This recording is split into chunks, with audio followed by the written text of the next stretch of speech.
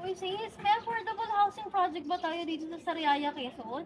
Yes, sis! Meron tayong mga units na papasok sa ating mga ka-APEC dito sa Sariaya, Quezon. Katulad ng ganitong unit na socialized townhouse. And alam mo ba sis na ang unit natin dito ay 12,000 salary required income papasok yung ating mga ka-APEC. And take note sis, ang ganda ng ating unit dito dahil ito ay nagsisimula sa 3,000 pesos hanggang 8,000 pesos na monthly equity for 25 to 36 months to pay. Wow, grabe. Yes. Napakahaba nung down payment terms at talagang affordable. Paano ba magsimula dito?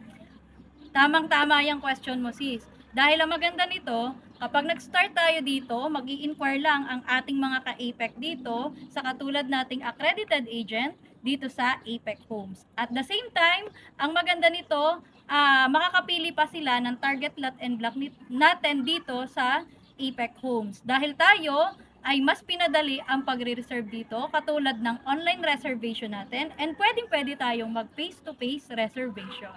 Oh, grabe. So, ibig sabihin, kahit OFW clients at wala dito sa lugar natin, pwedeng mag-reserve ng unit. Yes! Yes, yes, yes. Tama ka dyan. Kahit OFW ikaw or taga Manila ka, anytime, anywhere, makakapag-reserve tayo ng unit dito sa APEC Homes Project. And ang maganda nito, meron pa tayong choices na project dito katulad ng Palmdale and Citrus Heights. Kaya maganda, simulan na natin ito. At dahil nagustuhan mo ang video na to, follow for more! Uy, nakaano na ata yan. Ha? Nakaano na ba? Hindi. Hindi pa.